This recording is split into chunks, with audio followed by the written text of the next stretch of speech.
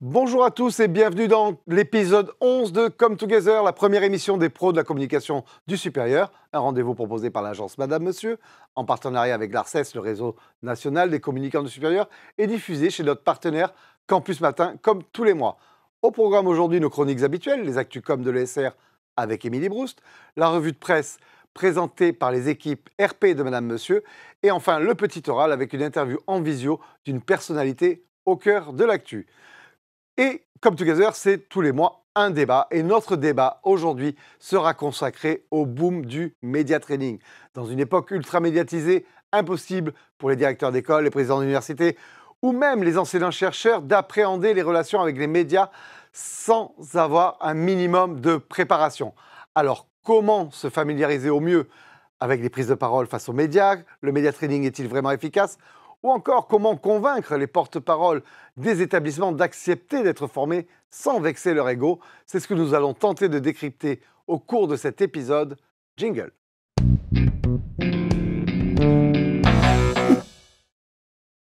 Le média training est-il désormais un exercice incontournable pour les directeurs d'école et les présidents d'université, voire pour les enseignants-chercheurs qui doivent diffuser leur culture scientifique dans les médias? Pour répondre à cette question, une fois n'est pas coutume, nous n'aurons aucun représentant d'école ou d'université sur ce plateau, mais uniquement des professionnels de la communication que j'ai la joie d'accueillir aujourd'hui. Tout d'abord, Gaspard Anzer. Bonjour. Vous êtes fondateur de l'agence Gantzer Agency et vous êtes ancien responsable du pôle presse et du pôle communication du président François Hollande. Merci d'avoir accepté notre invitation. Merci à vous. À vos côtés, nous avons Mathieu Rouault. Mathieu, bonjour. Vous êtes journaliste au Grand Labo, une chaîne sur la science, une chaîne YouTube sur la science, et vous avez pour habitude d'interviewer des enseignants, des chercheurs et des scientifiques. De l'autre côté de la table, nous avons Élodie Chabrol, réalisatrice de podcast, et formation en communication scientifique. Tout à fait, bonjour. Là encore, les scientifiques ont besoin de vous. Oui. Et enfin, pour finir ce tour de table, nous avons Nicolas Rossignol, ancien journaliste ou journaliste encore, et en tout cas coach et média trainer, comme on dit, auprès des grandes entreprises, mais également auprès des acteurs de l'enseignement supérieur. Exactement, bonjour. Gaspard, je commence par vous. Est-ce que ça vous étonne qu'on évoque ce débat dans l'enseignement supérieur? Pour vous, c'est évident qu'on s'entraîne à participer aux médias? Ça m'étonne et ça m'étonne pas du tout. Ça m'étonne parce que finalement, aujourd'hui, tout le monde doit avoir compris ou a compris que communiquer, c'est un métier. Parler dans les médias, ça s'apprend, on peut s'y entraîner. Mais en même temps, ça fait quelques années que j'ai eu l'occasion de constater que certaines personnes considéraient que la communication était quelque chose d'inné ou qui s'apprenait simplement en le faisant et un peu en improvisant. Je le constate dans beaucoup de secteurs d'activité, dans le privé comme dans le public. Et donc finalement, c'est normal que ça n'échappe pas à l'enseignement supérieur. Mais on a l'impression que l'enseignement supérieur est plus lent que les politiques. Les politiques, pourtant, ce sont des gens qui sont plutôt bien constitués intellectuellement. Ils ont compris qu'il fallait se préparer. Oh, pas tous. Hein. La réalité, c'est qu'un certain nombre de femmes et d'hommes politiques considèrent que leur métier, leur savoir-faire, leur vraie plus-value, c'est la communication, parce qu'ils aiment, ils croient aimer plaire, convaincre, séduire, et donc ils pensent qu'il suffit de se mettre devant une caméra pour savoir la gérer en la regardant droit dans les yeux. Et en pratique, on se rend compte qu'au fur et à mesure qu'on commence à franchir les étapes et à sortir du tout venant des médias pour aller vers des émissions plus costauds, eux aussi ont besoin de s'entraîner, ils n'en sont pas toujours persuadés au départ. Donc il y a les mêmes travers chez les politiques. Je crois, ouais. Que l'on va trouver chez les grands décideurs de l'enseignement. Vous aussi, Nicolas, vous avez pu constater que le besoin se fait sentir, et vous avez déjà pu constater ça avec les acteurs importants du monde de l'économie. Exactement, et je fais le parallèle avec ce que Gaspard évoquait il y a un instant, et les femmes et les hommes politiques. Il n'y a qu'à voir les dernières campagnes toutes récentes, et pourtant on a dépassé 2020. On a des gens qui pensent que s'entraîner, ça se fait juste avec un coach de théâtre qui va vous apprendre un truc qui est très théâtral, qui ne correspond pas du tout au monde des médias. On a vu vraiment des candidats politiques et même des candidats à la présidentielle qui se loupaient mais totalement, parce que, n'ayant pas anticipé ou ne se faisant pas accompagner des bonnes personnes, se trompaient totalement de terrain de jeu. Le média s'apprend, au-delà de la technique, on n'est pas là pour apprendre uniquement à regarder et à se tenir. Il y a d'abord ce que l'on va dire, ce que l'on veut que les gens retiennent également de nos messages, et ça c'est un vrai travail. Et juste un indice, tous les gens, et je pense que c'est valable aussi pour les gens de l'enseignement supérieur, qui nous disent « Oh ben vous savez, moi ça fait 30 ans que je le fais », je leur dis toujours « Monsieur, madame », c'est justement parce que ça fait 30 ans que vous le faites qu'on va peut-être vous apprendre à mieux le faire aujourd'hui. Les médias ont changé, les réseaux sociaux ont tout bouleversé et j'ai l'impression qu'il faut réapprendre beaucoup de choses. On va demander confirmation à un journaliste. Est-ce qu'on doit s'entraîner? Est-ce qu'on n'y va pas seulement au talent? Alors moi, je vais peut-être vous décevoir, mais je pense que dans l'ensemble, aujourd'hui, les enseignantes chercheuses, les enseignants chercheurs, les chercheuses, les chercheurs que je rencontre sont plutôt bons. Ils sont plutôt bons, pourquoi? D'abord parce que ce sont des gens passionnés. C'est des gens, quand on va les voir, quand on se donne un petit peu le temps d'aller les rencontrer dans leur site, dans leur laboratoire, c'est ce que je fais notamment avec la série Lieux de Science, on s'aperçoit qu'ils sont vraiment investis d'une mission et qu'ils essayent de faire le mieux possible pour parler de ce qu'ils font au quotidien. Mais ils sont parfois trop techniques. Alors vous êtes un journaliste scientifique. Oui. Donc peut-être avec des journalistes non scientifiques, leur message peut ne pas passer.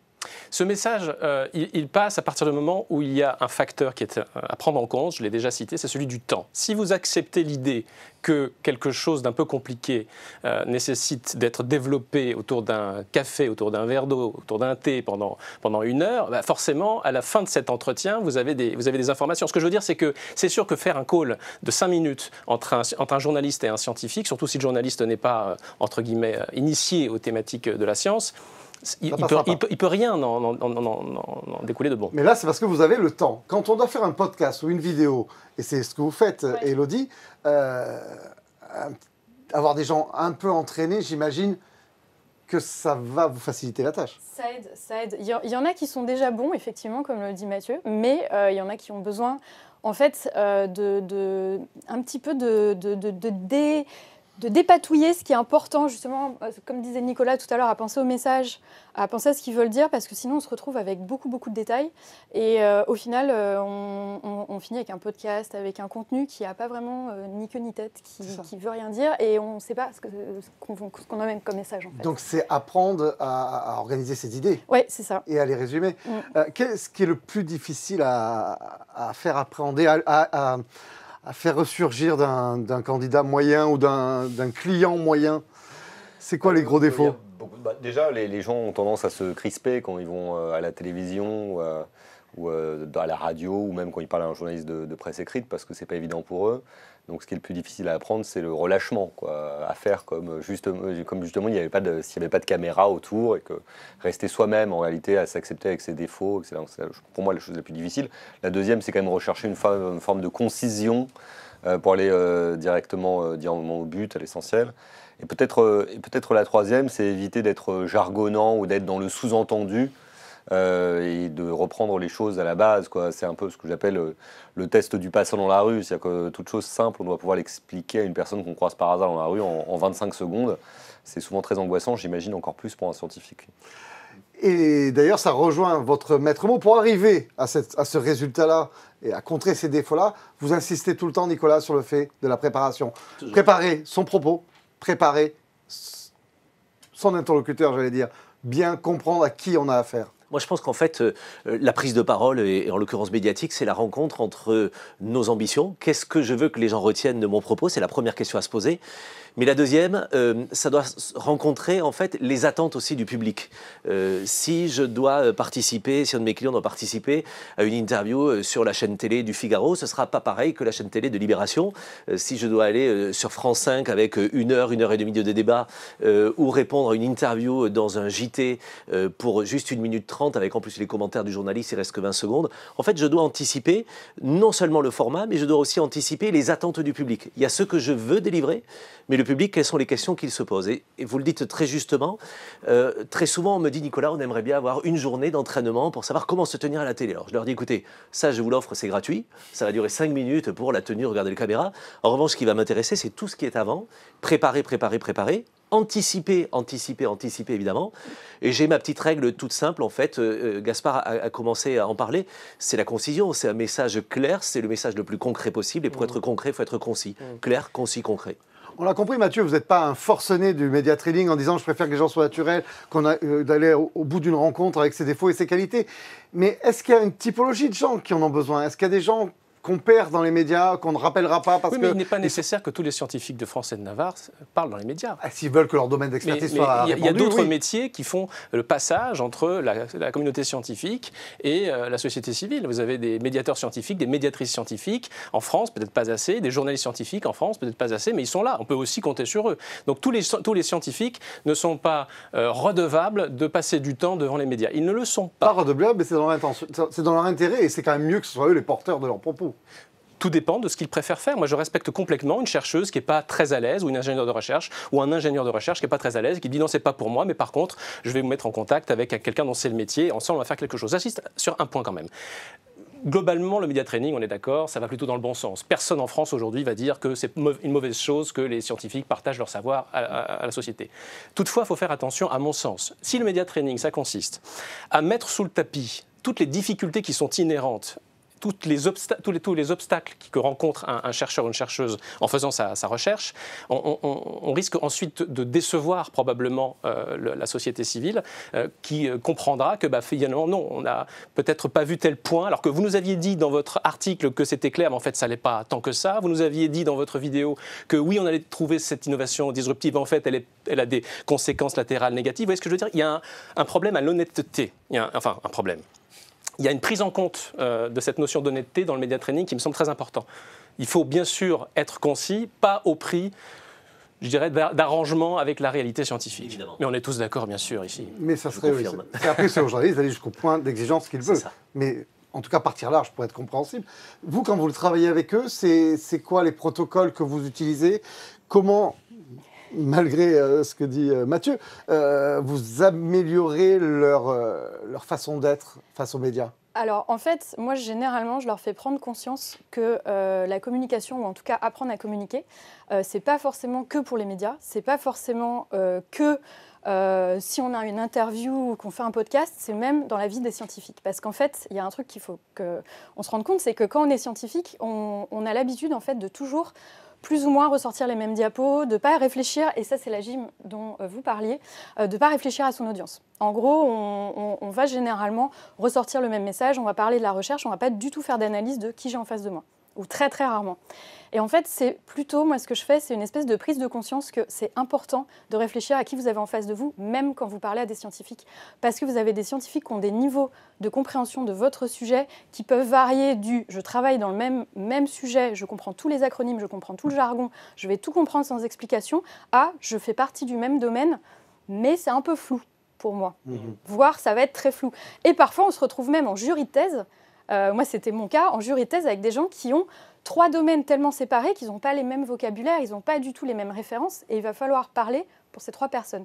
Donc moi, c'est vraiment une espèce de prise de conscience que en fait, c'est pas forcément juste pour le media training, et c'est pas le media training, ou en tout cas le training en communication. Oui, c'est parler pour être compris, en fait. C'est parler pour être compris, et ça fait de vous un meilleur scientifique, en fait, ou une meilleure scientifique. Et pour moi, c'est hyper important, parce qu'une fois qu'ils ont compris ça, qu'ils se sont dit « Ah, mais en fait, ça va me servir vraiment dans ma vie de tous les jours », ça les intéresse.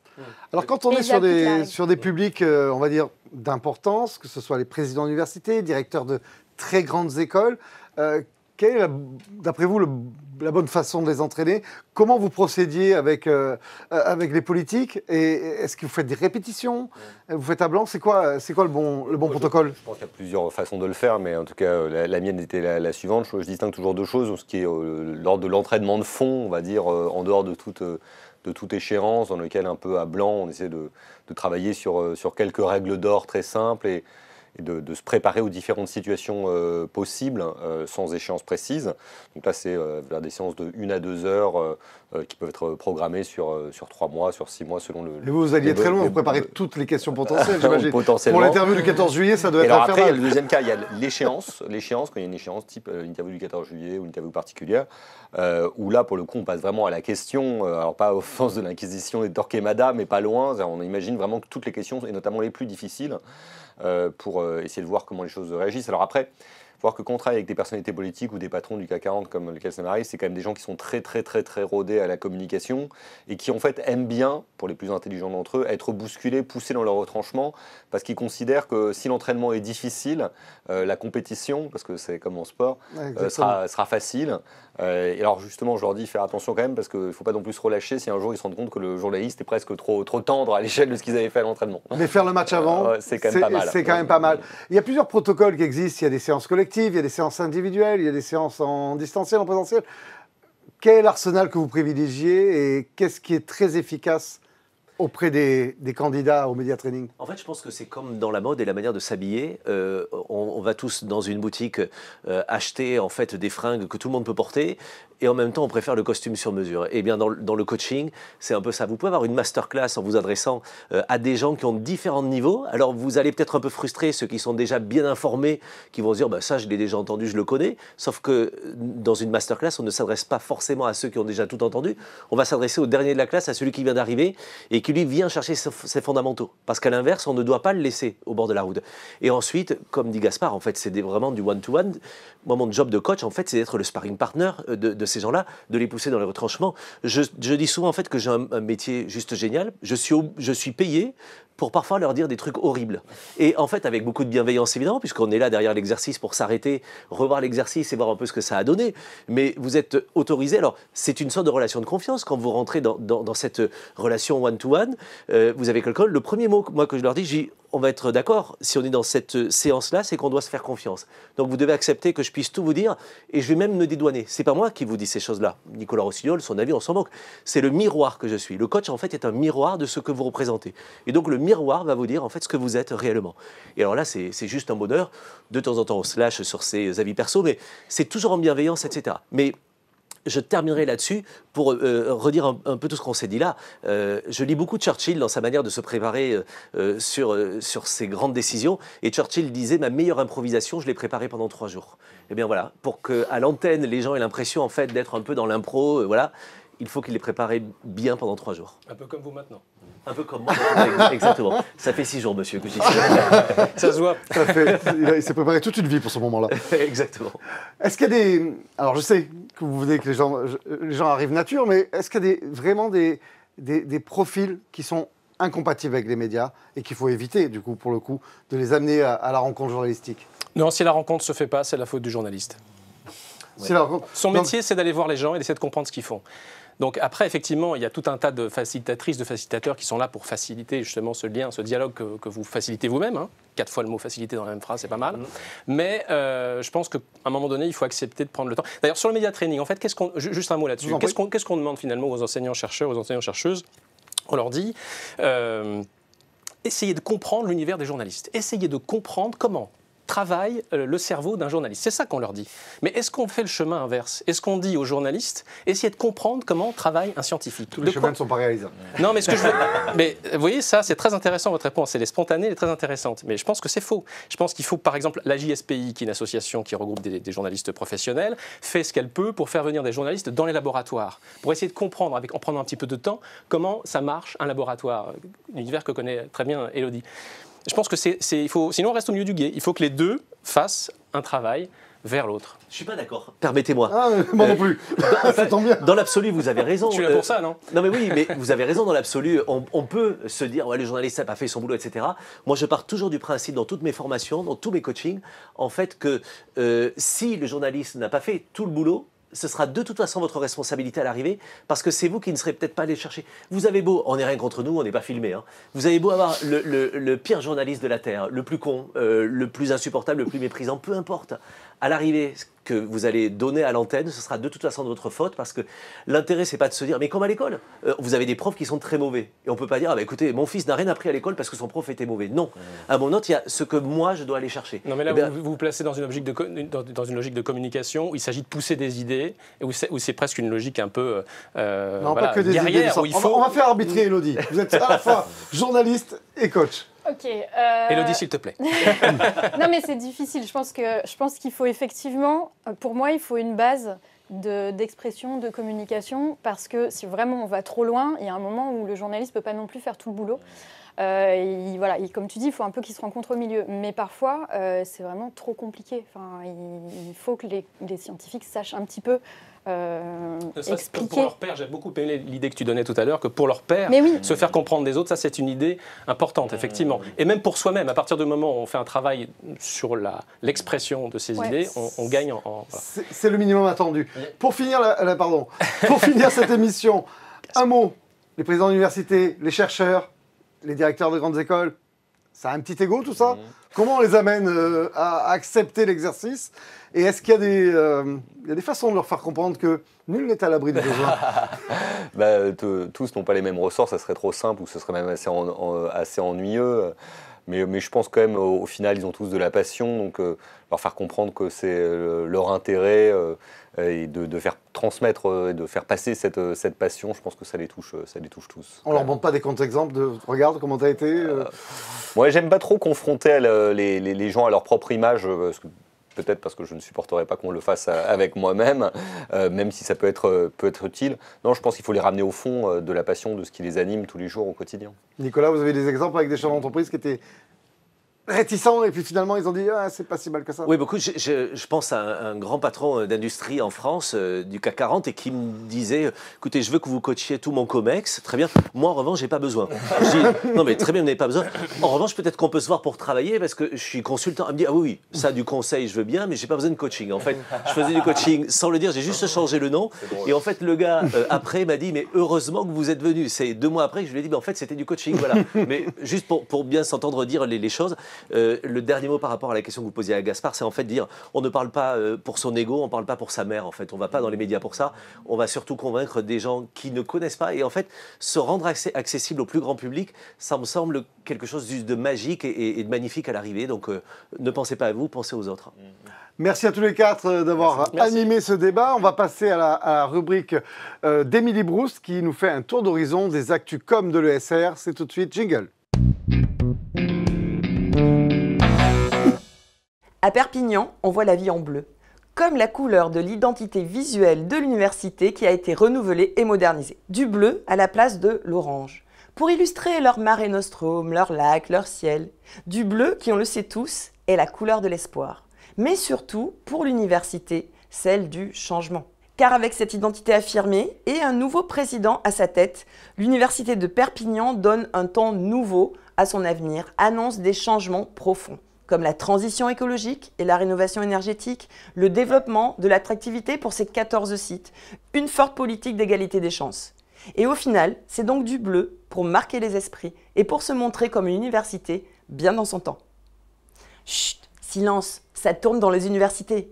Et oui, depuis plusieurs années, France Université participe au Salon des tournages, le Salon Paris Images Production Forum, qui s'est tenu cette année le 9 et le 10 février, pour rencontrer 2400 professionnels du cinéma et de l'audiovisuel. Objectif : montrer la multitude de décors présents sur les campus, valoriser la richesse de leur patrimoine et surtout accueillir des équipes de tournage dans leurs locaux. Depuis leur première participation, la demande de tournage dans les universités n'a fait que croître. Et France Université propose d'ailleurs un catalogue des lieux de tournage régulièrement mis à jour avec plus d'une trentaine d'établissements participants. Une bonne opération de com, dites-vous ? Quand on sait que la piscine olympique, qui est dans le film Le Grand Bain, est celle de l'Université de Grenoble, un film qui a été vu par plus de 4 millions de spectateurs, ça peut être une bonne opération de com pour se faire connaître, non ?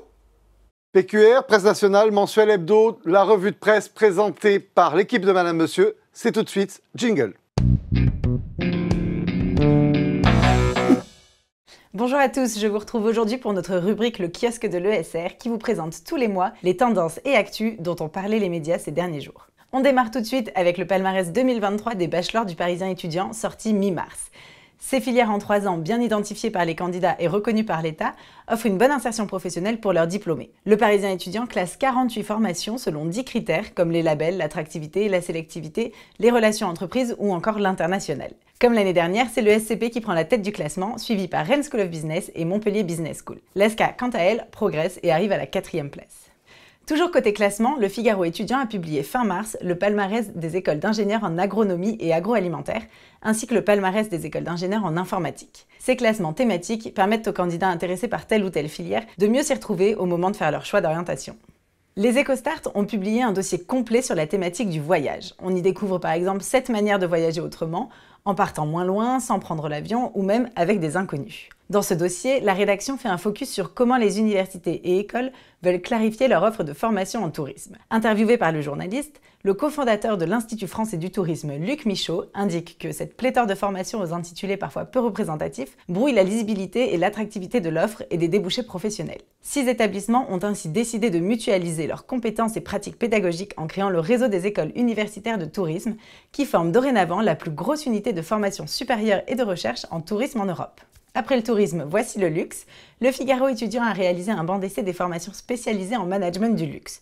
En tant que premier pays du luxe, les établissements français proposent tout un panel de formations généralistes ou plus spécifiques dans un domaine, que ce soit le vin, la mode ou l'hôtellerie. Christine Piedalu, pigiste pour le Figaro étudiant, a interrogé des responsables de formation en management du luxe pour comprendre sur quoi les étudiants travaillent et dans quelles maisons de luxe ils peuvent espérer débuter leur carrière. Le ministère de la Culture a récemment annoncé un plan d'urgence de 2 millions d'euros pour aider les écoles d'art territoriales à faire face aux difficultés financières qu'elles rencontrent. Sylvia Zappi, journaliste au Monde, présente dans son article les problématiques financières de ces écoles dont les financements dépendent des collectivités locales et ce que le gouvernement souhaite mettre en place pour les sauver. Bonne nouvelle du côté des étudiants boursiers. Lors de sa conférence de presse du 29 mars, Sylvie Retailleau, ministre de l'Enseignement supérieur et de la Recherche, a dévoilé les premières mesures pour revaloriser les bourses et le statut d'étudiant boursier.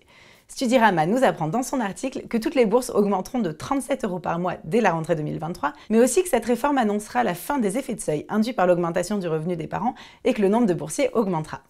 On termine cette revue de presse avec un mot sur la mobilisation des jeunes contre la réforme des retraites.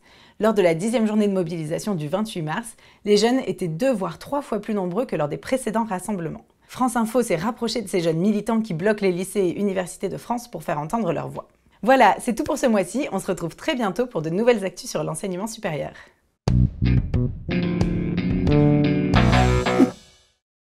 Retour en plateau, et pour finir cette émission, nous avons, comme à l'accoutumée, un invité en visio. Aujourd'hui, il s'agit de Xavier Soury, responsable formation et marketing pour la formation professionnelle à l'université de Caen, Normandie. Bonjour Xavier, je crois que vous êtes connecté. Oui, bonjour. Alors, on vous reçoit pour une opération spéciale que vous avez menée. Vous avez organisé un bus tour de l'université. Quelle drôle d'idée! Qu'est-ce qui vous est passé par la tête? Ouais, tout à fait. Pas si drôle que ça, en fait. Et je vais avoir besoin de parler d'histoire. Parce que l'université de Caen Normandie, bien sûr, est la plus vieille de France. Mais c'est aussi la 3e université anglaise à avoir été créée. Après Oxford et Cambridge, donc des noms prestigieux. Et donc, on s'est dit, voilà, on va essayer de mêler un peu le fond avec la forme. Et on a loué un bus anglais, londonien de 1952. Et on l'a floqué à nos couleurs. Et on est parti faire un tour de la Normandie, puisque c'est notre territoire. Et on est parti dans des zones sur lesquelles on n'a pas forcément de campus. On s'est arrêté là aussi où on en a, et voilà, pour promouvoir la formation professionnelle, donc l'alternance et la formation continue. C'est une des problématiques qu'on avait identifiées, en fait, le manque de connaissances du grand public sur le fait que bien les universités, la nôtre en particulier, mais les universités de manière générale, ne sont pas identifiées de prime abord, comme étant fournisseurs de formation professionnelle, notamment l'apprentissage. Donc, pour décrire un peu le dispositif, vous avez pris votre bâton de pèlerin, mais votre bus de pèlerin, votre bus londonien, et vous êtes allé de ville en ville pour expliquer que la fac, ça peut servir à la reconversion, ça peut offrir des opportunités de seconde chance, pour ramener des gens sur les bancs des amphis. Et vous avez fait combien de villes comme ça? Vous avez touché combien de personnes? On a fait 7 villes et on a touché 500 personnes. Sachant que en fait, une de nos problématiques, c'est aussi le ciblage, puisqu'on a un ciblage quand même très large. Les salariés des entreprises, les DRH, pour tout ce qui est formation continue, formation tout au long de la vie, les reconversions, vous en parliez. Et puis, bien sûr, également les demandeurs d'emploi. Et puis, pour l'alternance, l'apprentissage, les contrats pro, eh bien, les jeunes, ceux qui sont soit déjà en études ou bien les lycéens qui s'apprêtent à poursuivre dans le supérieur. J'imagine qu'avec ce dispositif, vous avez un peu démystifié l'université pour des gens qui auraient un peu peur de passer la porte, d'aller aux journées portes ouvertes ou de venir se renseigner eux-mêmes. Oui, bien sûr. Déjà, c'était d'envoyer un message positif, sympathique, d'ouverture. Il y a des gens aussi qui sont, qui sont juste venus parce qu'ils ont vu un bus rouge et qui se sont dit, tiens, c'est sympa, j'en ai jamais vu et je vais rentrer avec mes enfants. Voilà. Et puis, bon, ça nous a permis de parler de l'université, que c'est l'université de leur territoire, même si elle est à plus de 100 km, et que l'université est faite pour tous et tous. Donc voilà, on garde notre ADN, bien sûr, d'université ouvert sur le monde, humaniste, et sur notre territoire. Voilà, on y tient beaucoup, et c'est une des missions, c'est une des 3 missions principales, bien sûr, la formation initiale, qui est connue de tout le monde, je crois, et puis voilà, la formation en apprentissage, formation continue. Et pour conclure, oui, effectivement, démystifier, vous avez raison. Ouais. Pour conclure, quel impact vous avez vu qu'il y avait une recrudescence des inscriptions et est-ce que vous allez renouveler l'opération l'année prochaine? Alors c'est un petit peu tôt pour avoir le ROI de l'opération, si on peut dire, mais le signal était très positif en tout cas. On a été vraiment hyper bien accueillis, que ce soit par les élus des villes et bien sûr par les gens et par les jeunes. Donc ça, on sait qu'on a marqué beaucoup de points. Voilà, il y a des journées portes ouvertes qui ont eu lieu aussi le week-end dernier, donc on va avoir d'autres chiffres là-dessus. Puis c'est une manière aussi de dire qu'on est bon, d'envoyer un message positif en disant, voilà, on a des enseignants-chercheurs, on a des laboratoires qui sont comment dire, très bien... j'allais dire noté, enfin en tout cas sur le plan national et international. On a la plus grande salle de réalité virtuelle de France, par exemple à Caen. C'est des choses qui ne sont pas forcément connues et je dirais même, je pousserais même le trait, parfois en interne. Et donc voilà, on veut envoyer un message fédérateur et aussi à nos partenaires socio-économiques, nos entreprises, puisqu'on a créé un club d'entreprise et on est l'une des seules universités à en avoir un, ça s'appelle le Club Phoenix. Et donc voilà, message fédérateur en tout cas à la communauté. Bravo pour votre initiative. On espère que vous reconduirez l'opération l'année prochaine, quand vous aurez pu mesurer le ROI et le succès de l'opération. Bravo en tout cas d'être allé sur les territoires avec ce bus. Au revoir Xavier. Merci beaucoup. Au revoir. Quant à moi, il me reste à remercier tous les invités qui étaient en plateau. Gaspard, Mathieu, Élodie, Nicolas, merci 1000 fois d'avoir joué le jeu du débat, de Come Together. Quant à moi, je vous dis à très vite pour l'épisode 12. Le thème n'est pas encore décidé. À suivre. Bye bye. Ciao.